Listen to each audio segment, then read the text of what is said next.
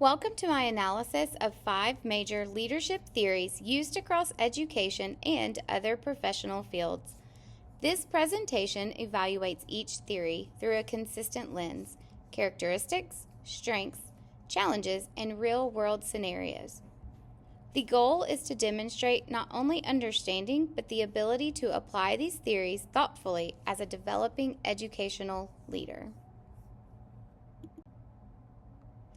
I selected these 5 because together they represent historical, behavioral, contextual, motivational, and visionary perspectives of leadership.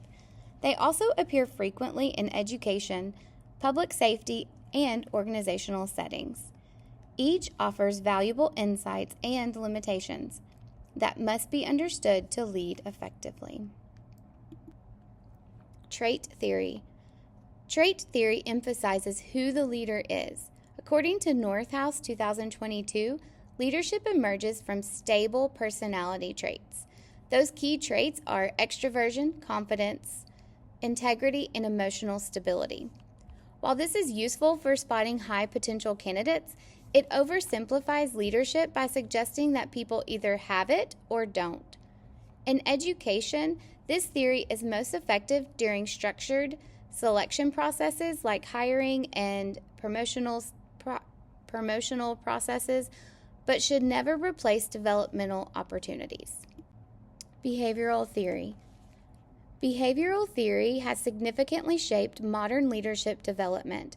According to UCL 2013, this type of leadership focuses on what leaders do, not who they are. In education, leaders often focus on observable behaviors such as feedback delivery, meeting organization, and modeling expectations. It does have limitations in that it assumes behavior alone determines effectiveness, without considering motivation, relationships, or context.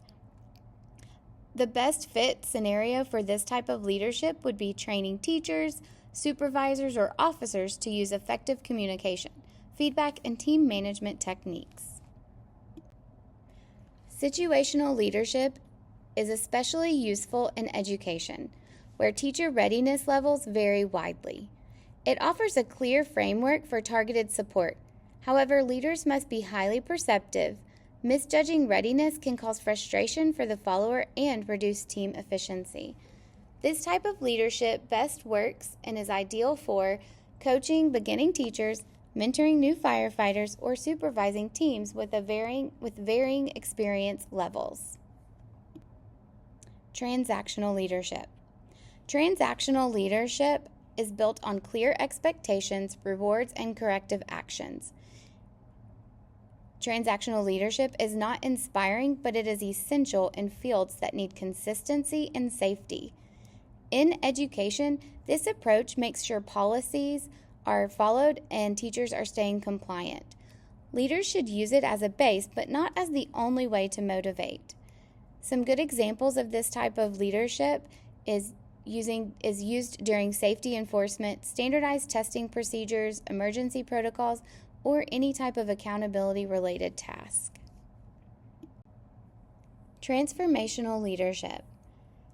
Transformational leadership is powerful because it unites people around a vision bigger than themselves.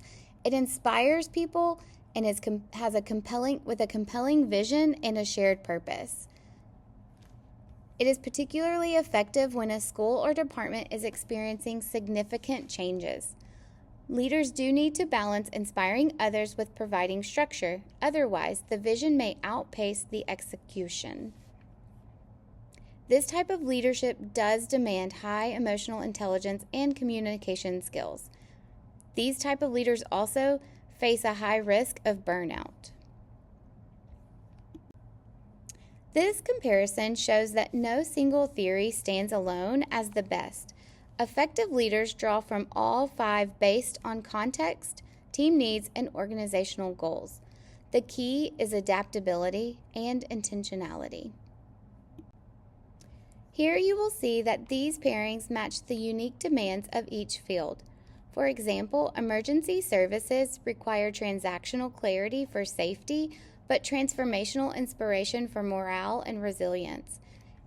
Education benefits from a blended approach to situational and transformational leadership due to the dynamic nature of schools and the diverse readiness levels of students and staff. Although servant leadership is my primary approach, this analysis helped me recognize how each theory contributes to my effectiveness. Servant leadership drives my motivation to support and empower others, while the other theories give me concrete tools for adapting, training, evaluating, structuring, and inspiring. The most important lesson is that leadership is never one size fits all.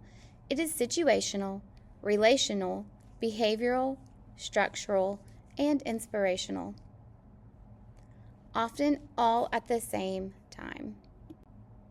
These are the scholarly sources that anchor the analysis throughout the presentation. Thank you.